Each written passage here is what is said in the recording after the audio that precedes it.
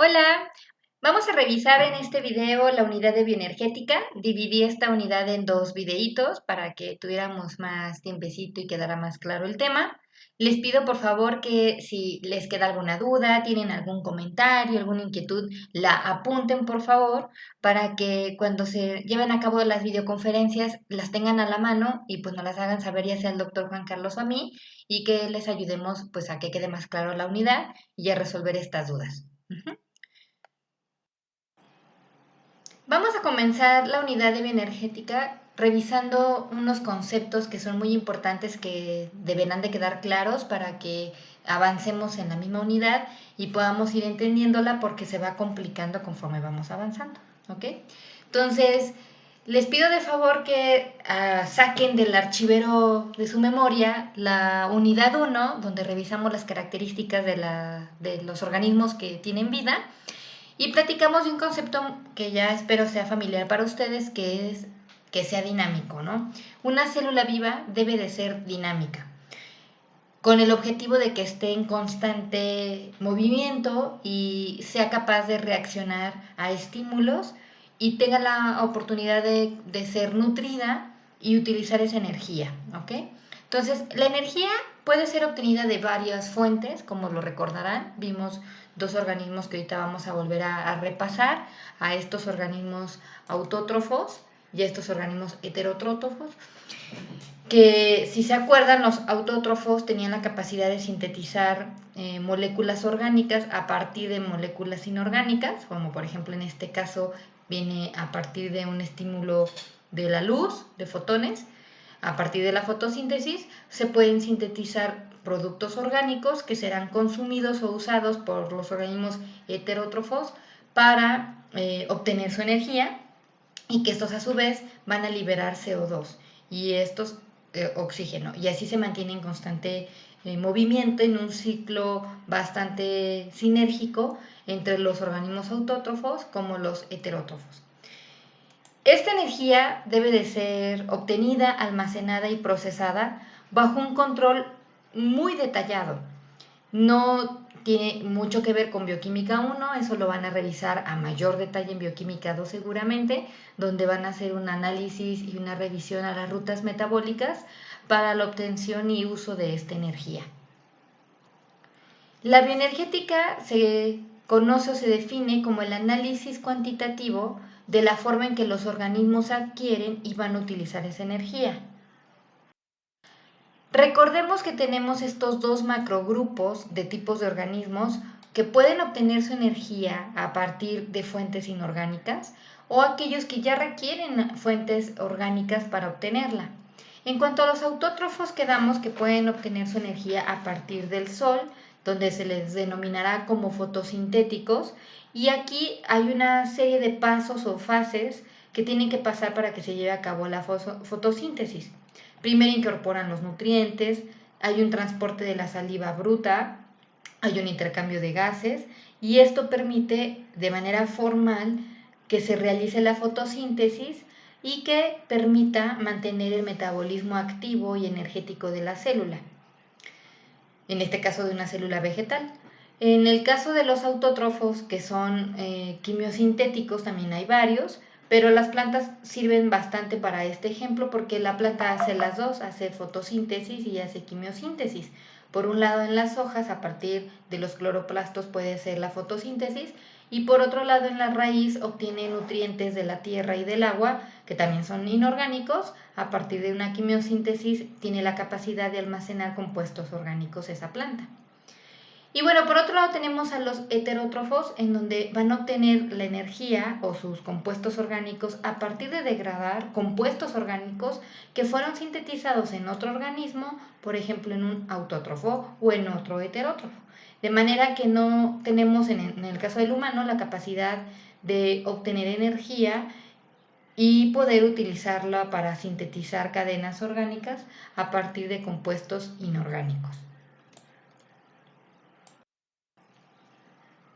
La bioenergética entonces, asociada a un término de termodinámica bioquímica, Formalmente se podría definir como el estudio de los cambios en la energía que acompañan las reacciones químicas. En este caso es muy importante hacer mención porque la bioenergética puede ser abordada desde distintos enfoques, más químicos, orgánicos, más físicos o matemáticos, pero a nosotros nos interesa mucho darle el enfoque asociado a una reacción bioquímica en un organismo vivo. Los sistemas biológicos son esencialmente isotérmicos y van a usar la energía química para llevar a cabo los procesos de la vida. Esto es un punto muy importante.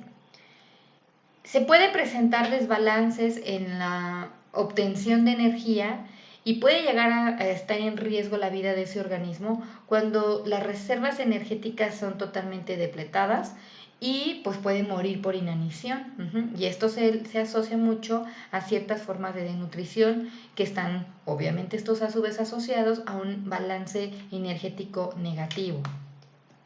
Por otro lado, esa energía que se mantiene en el organismo y ese equilibrio que se busca alcanzar, si es alterado por alguna condición, pues se puede producir o asociar a la presentación de enfermedades. Y así como el balance negativo ocasiona consecuencias graves, el balance positivo también va a llevar a su vez consecuencias peligrosas. En este caso, recuerden que la manera de almacenar moléculas o macromoléculas en el organismo es en forma de triglicéridos y lípidos.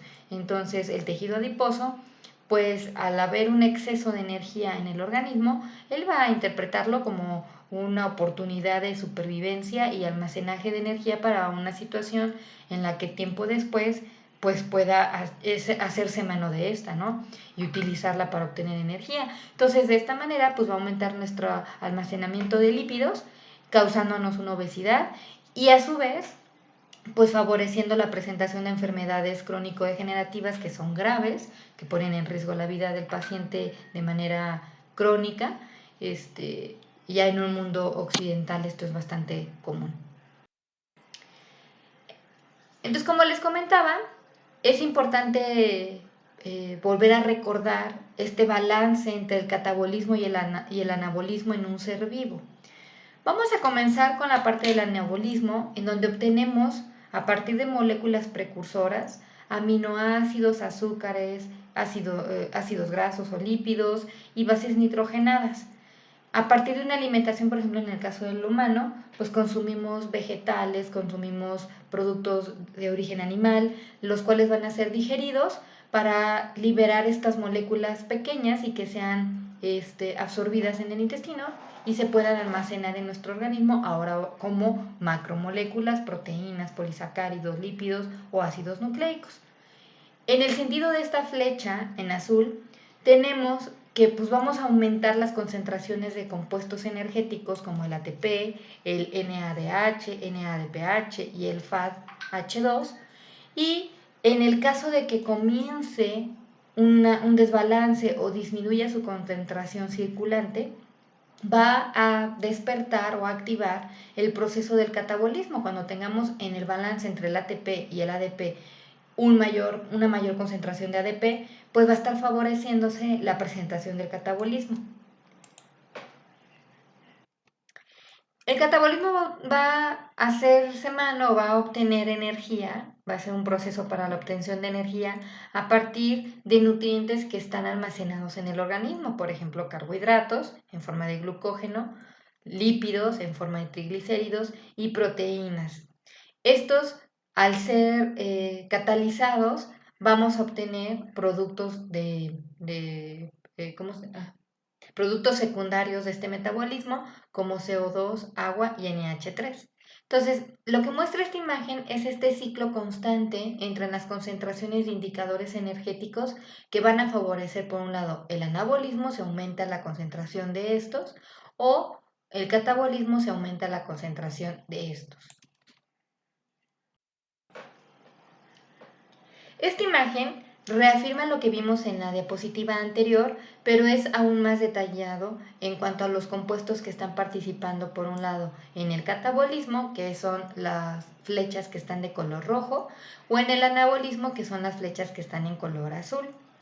Como vimos, tenemos almacenamiento de distintas macromoléculas en el organismo con la capacidad de que sean desdobladas y la finalidad de que lleguen a la acetilcoenzima A principalmente, que es nuestro punto de enlace entre el catabolismo y el anabolismo, y es un punto sensor para poder indicar hacia dónde va a estar orientado este metabolismo, si hacia la utilización energética o si hacia el almacenamiento de esta.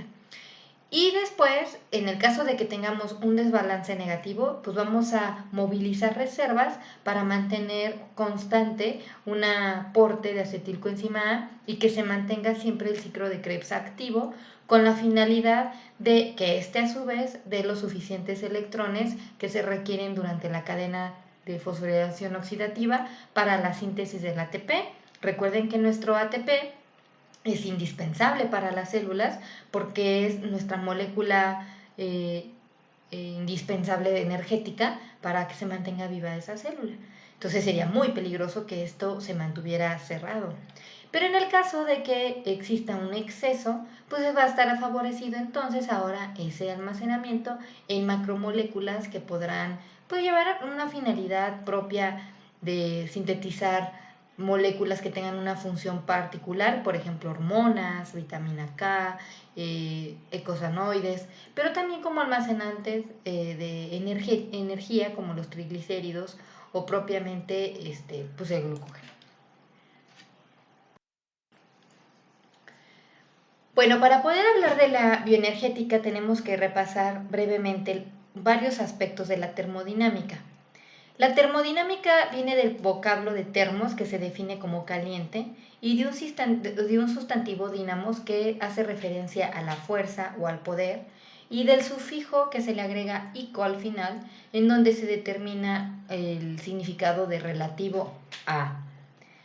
A partir de lo anterior, podríamos decir que la termodinámica es el estudio del calor y la energía, que analiza las modificaciones de temperatura, presión, densidad, masa y volumen en un sistema. Aquí me gustaría dejar otra aclaración muy importante. La termodinámica es una área amplísima de información que puede ser abordada desde distintos enfoques, desde un enfoque químico, físico, matemático, biológico, bioquímico. La finalidad de esta unidad es enfocar a esa termodinámica con fines de la biología y la bioquímica que buscan resolver o contestar las inquietudes de cómo se mantiene el balance energético en un ser vivo. Para esto, principalmente en este tipo de análisis, debemos de considerar a estos puntos: la temperatura, la presión, la densidad, la masa y el volumen. Sin embargo, no son los exclusivos, y si habláramos en términos físicos, la termodinámica tiene cerca de 10 valores que deben de considerarse para su estudio, pero en nuestra unidad pues nos vamos a focalizar en estos, ¿ok? Para poder hacer un estudio de termodinámica tenemos que definir primero qué es el sistema. El sistema va a ser esa parte del universo que se decide estudiar de parte del investigador. Nadie define el sistema, es exclusivo del investigador. Él puede definir que su sistema durante ese estudio va a ser un organismo simple, como una bacteria, un organismo unicelular, o puede llegar a ser tan complejo ese sistema como un organismo completo, como un ser vivo, como una vaca, un elefante, un ser humano. Ese sistema que va a estar bajo la lupa del investigador para saber su balance energético, va a tener a su vez un límite de sistema que viene aquí representado por esta línea blanca. Ese límite de sistema es importante que quede claro porque hace el punto de referencia en donde comienza el sistema, en donde a partir de este punto es el sistema, y donde limita, donde termina el sistema y comienza ese entorno. El entorno es el sitio, o el ambiente es el sitio más próximo de ese sistema, y el universo se consideraría como la suma entre el propio sistema y el entorno. Entonces, el ambiente es aquello que no es el sistema propiamente y se sitúa alrededor de él. Los sistemas pueden interaccionar con el entorno y pueden transferir masa, energía o ambas cosas, que eso también es muy importante. Aquí todavía vez tenemos el ejemplo de nuestro sistema, en este caso le llaman frontera a ese límite, y tenemos el entorno alrededor de ese sistema limitado por esa frontera.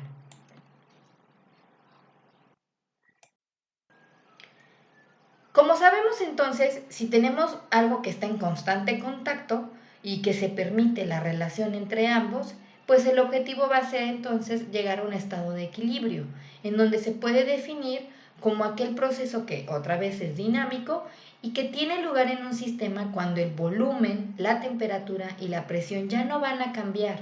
Quiere decir que el sistema y su ambiente han llegado al mismo punto de estos valores y ya no se requiere de movilizarlos de un lado a otro. Ya lo tenemos lo mismo en ambos, entonces ya no se van a generar cambios.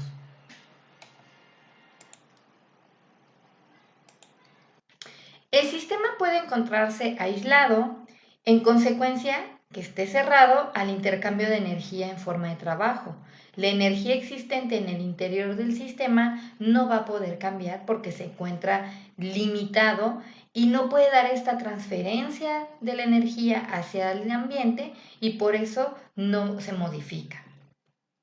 Cuando un sistema está abierto, le permite entonces estar en interacción con el ambiente y eso le va a ocasionar cambios en búsqueda de alcanzar ese estado de equilibrio entre el sistema y el ambiente. Estos cambios están en función del estado inicial propiamente del sistema y van a llegar a un estado final otra vez de ese propio sistema.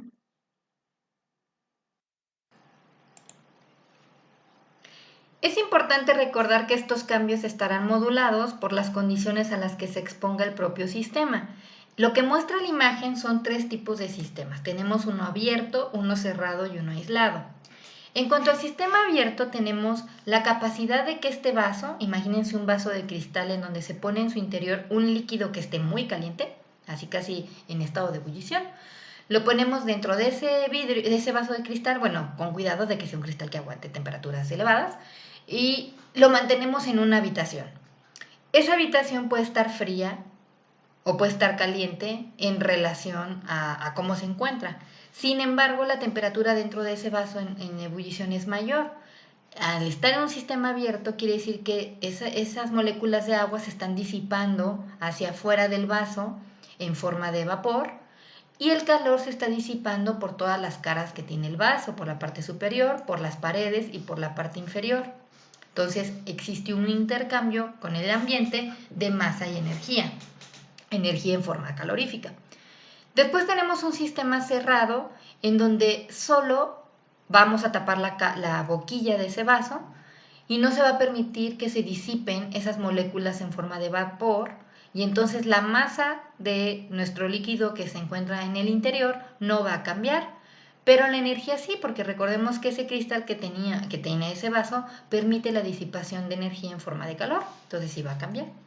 Y después tenemos un sistema que es aislado, en donde como se muestra en la imagen, el ejemplo claro y preciso es un termo que tiene unas paredes separadas en el interior, que limitan, por un lado, que se liberen o se escapen moléculas del contenido que esté en el interior, entonces no va a cambiar la masa, y como tiene aislamiento en las paredes, no permite un cambio tan directo, constante, con el medio ambiente de donde se encuentre ese termo. Ahora, no quiere decir que sea un aislamiento permanente.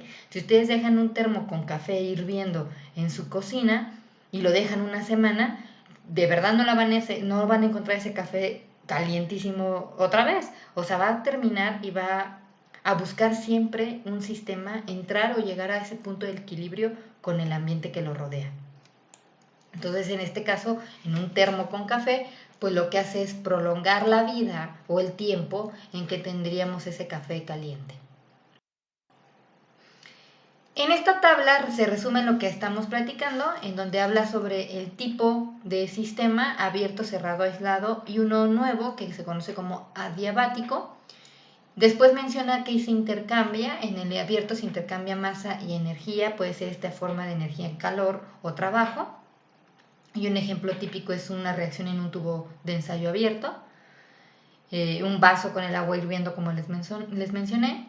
Después tenemos el tipo cerrado, donde solamente va a intercambiar la energía, y este es un ejemplo, por ejemplo, un radiador de calor, una calefacción.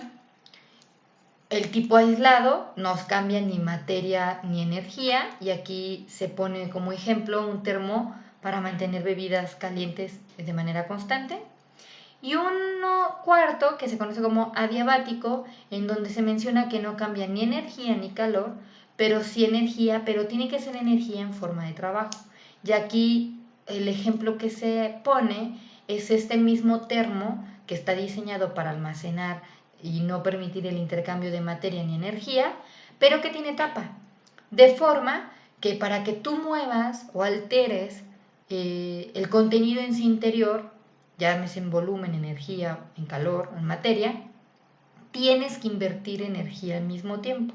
En este caso, destaparlo y voltearlo hacia tu boca para consumir lo que está en su interior, de manera que vas a permitir una ventana de tiempo para que exista un intercambio de calor, sí, sí va a haber ese momento.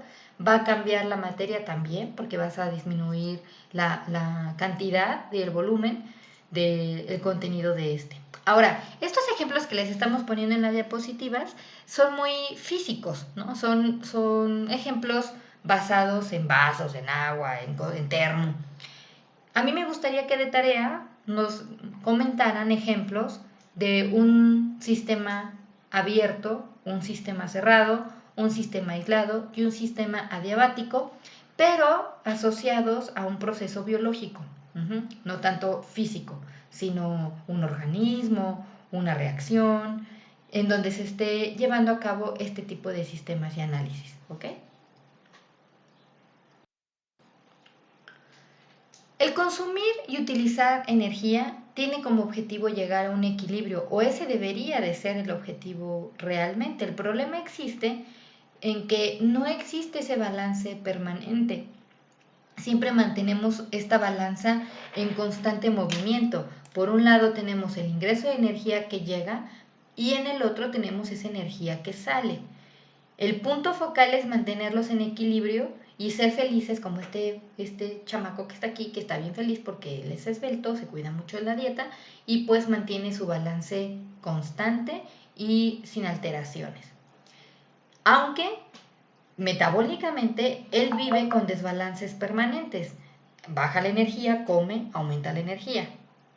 Otra vez consume energía, le da hambre, come, aumenta el ingreso de energía y así constantemente. El problema es que ese desbalance llegue a ser crónico o frecuente en beneficio de uno de cada lado, en beneficio de aumentar el ingreso de energía o en beneficio de aumentar el egreso de energía.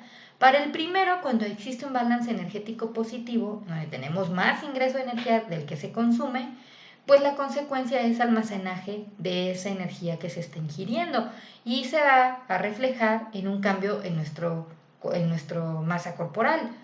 Este chavo que está aquí, pues ya aumentó de peso, ya tiene unas lonjitas por aquí, ya no es tan saludable, está más predispuesto a presentar enfermedades y todo a consecuencia de no cuidar, mantener ese balance energético en cero. Y cuando está a la inversa, que tenemos más egreso de energía de lo que se está consumiendo, entonces ocurre lo que le pasó a este otro chico, que está mucho más delgado y está perdiendo nutrientes porque está movilizando en exceso sus reservas energéticas con la finalidad de sopesar o contrarrestar pues esta falta de ingreso de energía.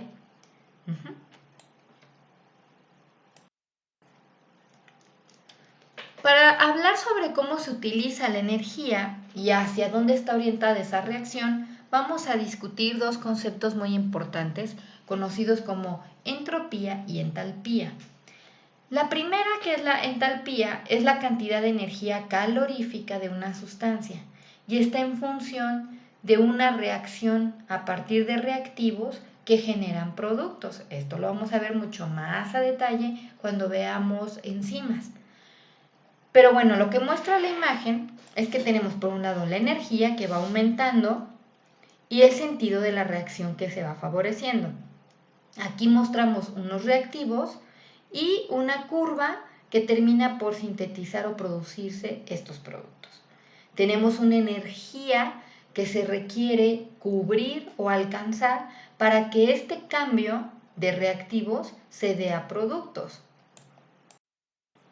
En una reacción química, si la entalpía de los productos es menor que el de los reactantes, eso quiere decir que se va a liberar calor al ambiente y se le conoce en el concepto como exotérmica.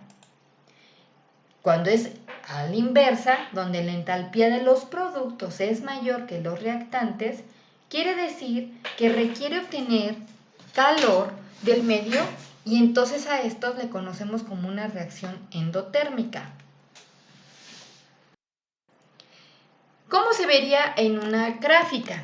Aquí tenemos en la parte izquierda el proceso exotérmico, en donde tenemos la entalpía de los reactivos, que es mayor a la entalpía de los productos, que es por mucho menor. Tenemos que focalizarnos en tres conceptos importantes. En la entalpía, que está asociada a la reacción, que desde el punto de la entalpía de los reactivos hasta el punto de la entalpía de los productos.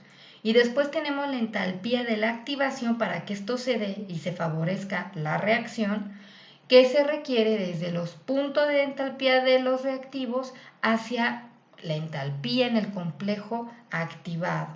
En este punto, vamos a decir, si estuviéramos hablando de una enzima, sería ese punto de no retorno para realizar un proceso, una catálisis a partir de reactivos y sintetizar productos. En este caso, como vimos en la diapositiva anterior, cuando la entalpía de los reactivos es mayor que la de los productos, estamos hablando de un proceso exotérmico, quiere decir que va a liberar calor al medio. En el caso de un proceso endotérmico, quedamos que era inverso, que la entalpía de los reactivos es menor contra la entalpía de los productos. Y aquí, esa misma entalpía del complejo activado es el mismo punto, esa no va a cambiar. Lo que va a cambiar en este sentido es la energía de activación y la energía de la reacción de toda la gráfica para que esto se lleve a cabo. Y lo que se interpreta de esto es que obtiene la energía y el calor a partir del ambiente para favorecer que se dé este cambio entre reactivos y productos.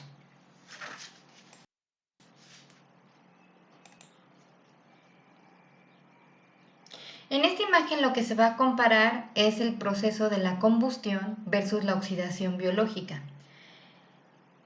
En la parte del inciso A, que tenemos en la sección izquierda, tenemos esa combustión, donde la mayor parte de la energía que se va a liberar en forma de calor se da al momento en que el hidrógeno se quema, ¿sí? Se realiza esa explosión y se libera energía al medio. En el caso de la B, que tenemos a la derecha, de una oxidación biológica, es en contraste con la oxidación más típica que tenemos a nivel celular y es la forma en que se obtiene energía a partir de la liberación de electrones mediante esta cadena de fosforilación oxidativa, los cuales después van a ser utilizados para la síntesis de ATP. El resto de la energía de oxidación es liberada entonces ahora como manera de calor por la mitocondria. En realidad lo que ocurre es que los protones y los electrones que se muestran se eliminan de los átomos de hidrógeno que están unidos covalentemente a aquellas moléculas muy importantes que se requieren para favorecer este proceso, que es el NADH y el FADH2. De forma que se separan estos hidrógenos de los electrones, estos protones, ya se puede llevar a cabo la disipación a través de la cadena, con la finalidad al último de pues formar una molécula de agua y liberarse en forma también de calor. No teníamos un intermediario como tal. En este caso, si tenemos este compuesto energético intermediario, ¿cuál puede ser un típico compuesto energético intermediario? Pues el propio ATP.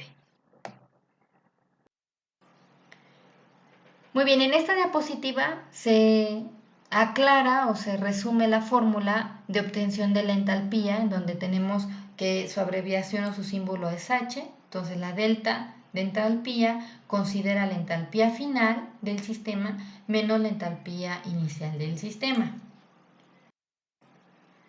Sin embargo, matemáticamente, para conocer efectivamente la entalpía, se debe de tener en cuenta esta fórmula de H es igual a U más PV, donde H ya quedamos que hace referencia a la entalpía, U es la energía interna, P es la presión y V es el volumen en donde se está determinando estas modificaciones dentro de un sistema. En el caso de la imagen que se está mostrando aquí, tenemos un aislante que tiene en su interior una reacción que naturalmente va a generar energía en esa reacción, va a ser medida por el termómetro y cambiará la presión de esta condición al momento de estarse manipulando la reacción. De ahí a que se utilice también la presión en la ecuación. Tenemos varios tipos de entalpías. La entalpía de información es la variación de la entalpía que acompaña la formación propiamente de un mol de compuesto a partir de todos los elementos que la componen a una presión y temperatura determinadas. Esto es muy importante mencionar porque esta entalpía de formación puede estar sujeta a las modificaciones en cuanto a la variable de presión y temperatura. Tenemos la entalpía de combustión, que hace referencia a la variación de la entalpía que se produce cuando se consume o se da la combustión de un mol de una sustancia. Tenemos la entalpía de la disolución, que como muestra su nombre o su título, hace referencia a ese calor que se desprende o puede llegar a ser absorbido durante la disolución de un compuesto en cualquier sustancia. Puede ser disolución de un compuesto sólido, líquido, gaseoso que se lleve a cabo en el agua, y también la unidad de medida es bajo un mol. Después tenemos la entalpía de reacción, que es la variación generada durante la reacción química de otro, o igual como los anteriores, de un mol de cualquier sustancia durante el proceso de esa reacción. Y por último tenemos la entalpía de enlace, que quiere decir también de disociación, pero describe la energía almacenada en un enlace cuando esto se separa. ¿Cuánta energía tenía ese enlace cuando las moléculas y esos átomos se separaron? Ahora vamos a pasar a revisar el concepto de la entropía. La palabra proviene del griego que significa sobre, cerca o en, y esgop, que significa giro, alternativa, cambio, evolución o transformación. Podemos definirla que hace referencia al grado de desorden en el que se encuentra ese sistema que se esté estudiando. En cuanto a la termodinámica, la entropía es una magnitud muy importante que representa la energía que no puede utilizarse para producir trabajo. Esto es bien claro que quede firme. La entropía es la energía que no se puede utilizar para producir trabajo. Ahora, cuanto mayor es la entropía de un sistema, menor va a ser su disponibilidad de energía. Otra vez, porque quedamos que la entropía es la energía que no se puede usar para producir trabajo.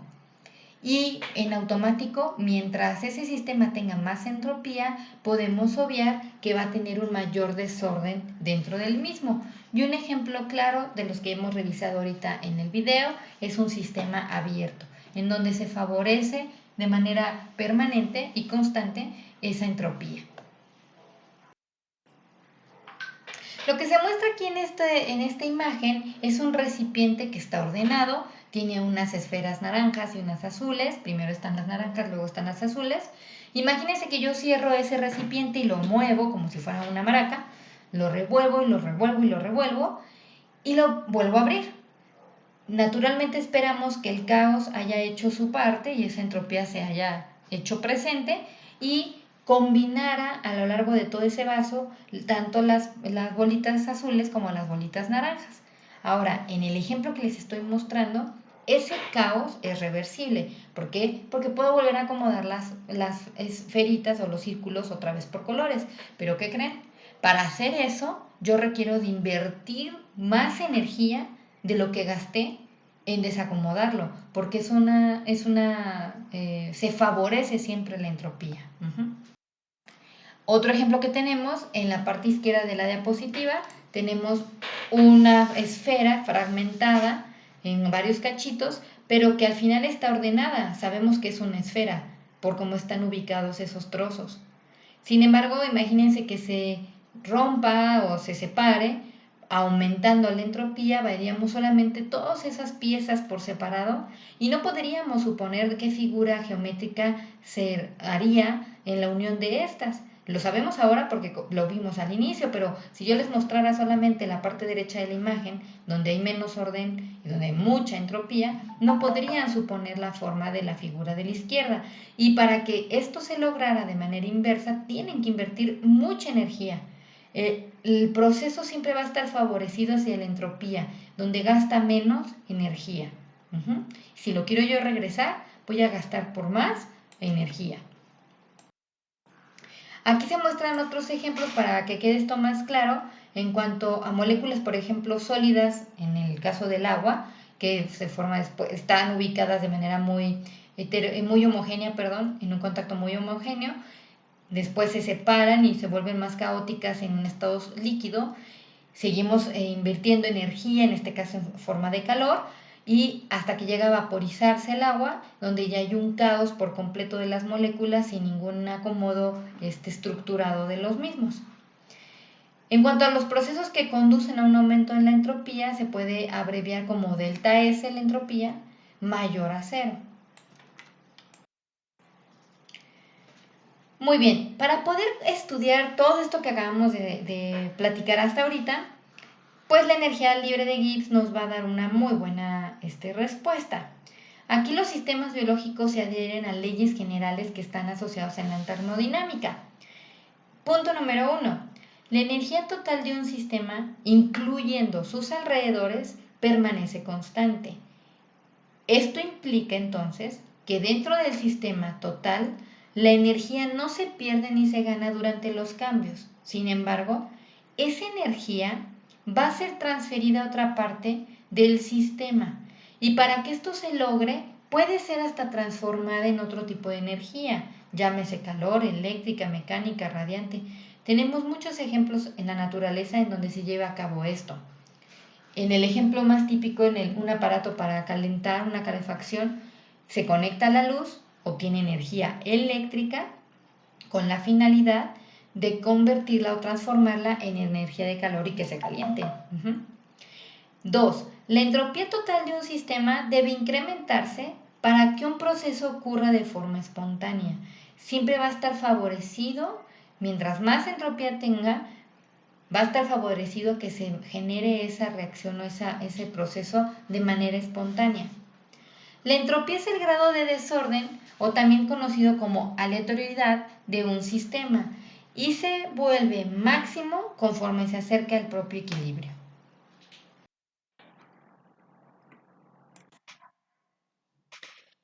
Para poder comprender y hacer énfasis de todo lo que estamos viendo asociado a la termodinámica, vamos a revisar de manera muy breve las leyes asociadas a esta.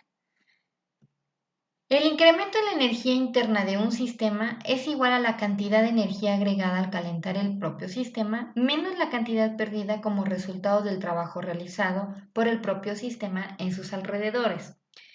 A esto nos hace referencia la primera ley, donde se formula que un sistema puede intercambiar energía con otro por procesos tales como calor, trabajo, radiación. Esta energía transferida provoca la variación de la energía interna del propio sistema. Acuérdense que se abreviaba o se ponía con un símbolo de U. El primer principio de la termodinámica lo que va a buscar es expresar la conservación de la energía. Este principio es universalmente admitido y ya muy conocido, en donde se enuncia que la energía no se crea ni se destruye, sino solamente se transforma y se transmite.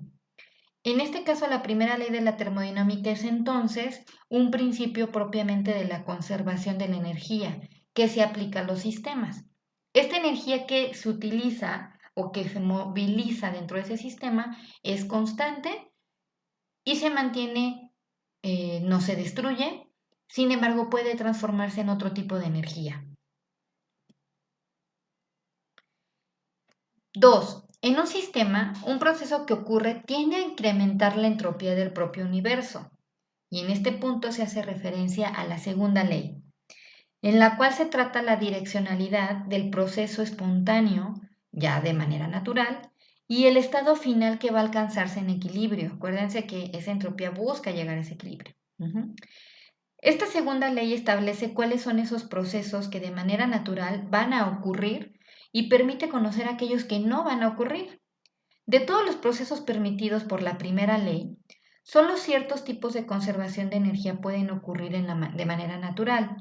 Los siguientes son algunos procesos compatibles con esta primera ley de la termodinámica, pero que se cumple, en este caso, el orden gobernado por la segunda ley. Entonces, en el caso del primer ejemplo tenemos, cuando dos objetos están en diferente temperatura, por ejemplo, y se ponen en contacto térmico entre sí, lo que se va a lograr es que ese calor fluya al objeto, ¿sí? El que está más frío, fluya del que está más caliente al que está más frío, pero jamás, de manera natural, tendríamos que fluyera al revés, ¿sí? Que tendríamos que fuera hacia el otro lado, del frío al más caliente. La sal es otro ejemplo que se disuelve espontáneamente en el agua, pero la extracción de la sal requiere muchísima energía externa para volver a tenerla. O sea, si nosotros tenemos moléculas de sal y las agregamos un vaso con agua, se va a disolver. Pero les digo, oye, ¿sabes qué? Siempre no, mejor ya no. Ahora, rehace eso. No quiero que ya esté disuelto. Para que ustedes lograran esto, tendrían que invertir muchísima energía externa del proceso, cuando de manera natural, al combinar el agua con la sal, se disuelve. Otro ejemplo puede ser dejar caer una pelota de goma en el piso. Esto ocasionará que rebote y rebote y rebote hasta detenerse. Pero el proceso inverso nunca ocurre. Quiere decir que si yo dejo esa pelota en el piso, quiero que bote solita. No, tengo que invertir energía. Entonces, todos estos ejemplos son procesos de manera irreversibles, es decir, que ocurren de manera natural en una sola dirección. Ninguno de estos procesos puede ocurrir de manera temporal, de manera opuesta. Y si lo hicieran, violarían la segunda ley de la termodinámica. ¿Por qué? Porque acuérdense que siempre están estos procesos orientados o favoreciendo la entropía en el universo. 3. Si A y B se encuentran cada uno por separado en equilibrio térmico con C, quiere decir al mismo tiempo que A está en equilibrio térmico con B. A esto conocemos como la ley cero de la termodinámica, la cual es un principio que permite generalizar el equilibrio térmico entre distintos cuerpos o sistemas termodinámicos que se están estudiando en ese momento y que están en contacto, en el que intervienen como parámetro físico, en este caso, la temperatura. Entonces, volvamos otra vez a revisarlo más a detalle, este principio de generalización del equilibrio térmico. Esta ley se usa, por ejemplo, para comparar temperaturas de dos o más sistemas en un uso de un termómetro. Dice la ley, cuando dos sistemas o cuerpos están por separado, pero al mismo tiempo están en equilibrio con un tercer sistema, que en este caso lo ponemos nosotros como C, entonces los dos sistemas iniciales van a estar en equilibrio A y B.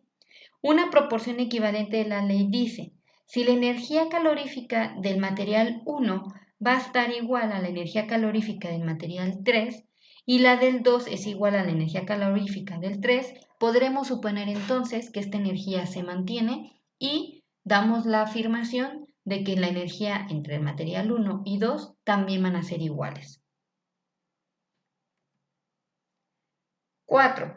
Para reducir la entropía de un sistema se requiere incrementar la entropía de sus alrededores.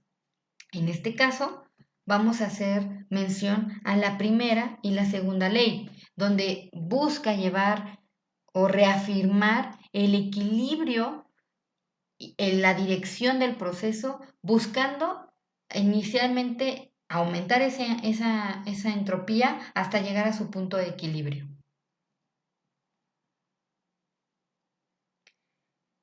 5. Conforme un sistema se acerca al cero absoluto, todos los procesos cesan y la entropía del sistema se acerca a un valor mínimo.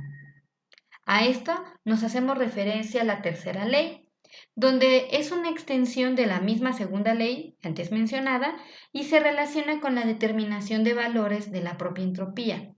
Hasta ahorita hemos platicado y hemos relacionado a esta entropía siempre con un desorden molecular, como lo vimos en las diapositivas anteriores.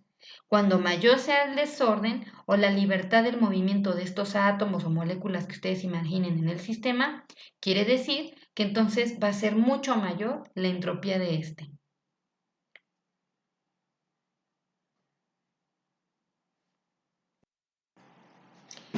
Muy bien, vamos a dejarla aquí hasta en este video y continuamos con la energía libre de Gibbs en el siguiente.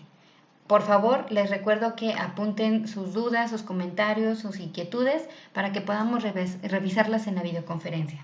Gracias.